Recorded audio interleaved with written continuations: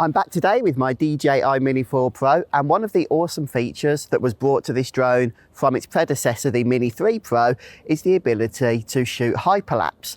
The only proviso for hyperlapse is you do want to have a lot of movement in the video. Now, living out here in the countryside with plenty of fields around and not a lot of movement, I can't give the best examples of this feature in action, but I thought we'd give it a go so you guys can see the sort of things that can be accomplished with the hyperlapse feature. Let's get the Mini 4 Pro into the sky, see what we're working with. Okay, so before I take off, I'm just going to go through the settings with you here. And on the right hand side, under the camera settings, we can select the hyperlapse option, and that will give us then more settings in relation to this feature. For example, we can select how we want the drone itself to behave while it is capturing the images as part of the hyperlapse.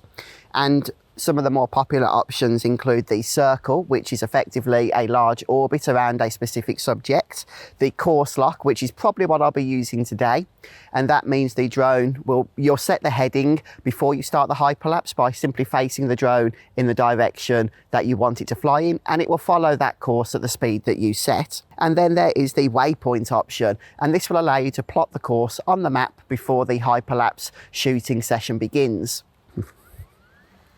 I tell you, I do love flying my DJI Mini 4 Pro.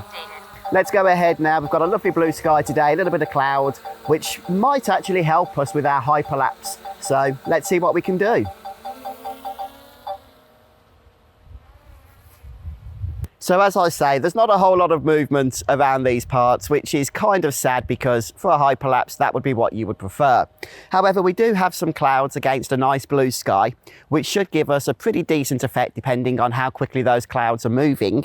And we do have a road with some cars, so this should give you a good example as to how the feature itself works and the kind of effect you can get from it. But obviously, the sort of subject you shoot is going to play a huge important role in getting the best hyperlapses. So be imaginative, and I'm sure you'll capture some awesome examples, better than what I'm going to be showing you here. So with hyperlapse selected, I'm going to go and choose the course lock for the purposes of this example. So first off, we have the interval, currently set to 2 seconds. This is the amount of time between the images the drone is going to capture. And then the length is going to be the overall length of the finished video once all the images are stuck together. So it is currently set to 5 seconds. Let's keep it at 5 seconds. In fact, let's put it to 4 seconds because I'm going to show you how you can increase the time during the actual hyperlapse if you want to capture more. So we'll put it to 4 seconds for now. And then the speed, I'm going to keep at 0.5 meters per second, but you can increase this. You can capture some really awesome effects, in fact, if you do go at a faster speed. But because I want to keep the drone within line of sight during this hyperlapse, I'm going to have it set to 0.5. So let's go ahead now and lock the course with the little padlock. And all we need to do to begin is to tap the record button on the right hand side. Now it's going to start taking those pictures for us as part of the hyperlapse. You can see that there are 100 photos to capture in total, and that's because the finished video is going to output at 25 frames per second. It also gives us an estimated time in order for it to complete this capture, in this case just about 3 minutes.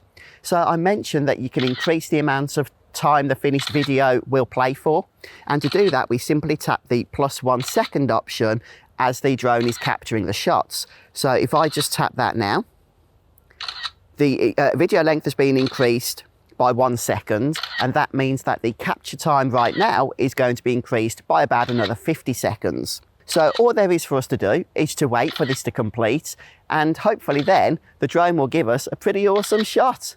So I did just get a strong wind warning here. It is quite blustery out here today despite the nice blue sky. So even though I'm not too concerned that the Mini 4 Pro is going to succumb to the wind here, since it is quite good in these situations, I am interested to see how it's going to affect the final hyperlapse. So as we get into the final part of the shoot here, the controller will just give us a audio prompt to let us know that we are nearing completion, which is really helpful, I find. Hyperlapse is ready to complete. There we go.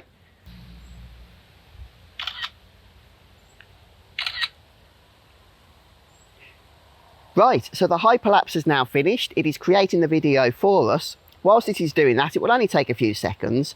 We can engage the return to home procedure, and it will stitch those images together for us automatically. So when you connect the drone to your computer, you will see a folder that has all of the individual images that the Mini 4 Pro was able to capture, but you will also have the video file automatically created for you. You don't need to create that yourself, and you can just copy that straight from the memory card.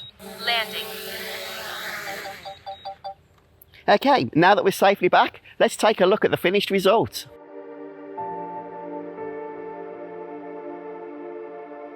Okay folks, so that was a very quick example as to the sort of thing you can achieve with very little effort using the Hyperlapse feature with the DJI Mini 4 Pro. Also available with the Mini 3 Pro, and we've only really scratched the surface here today. There are those other settings that you may want to play about with to really get the results that you think you are capable of. But folks, thank you so much for watching this video.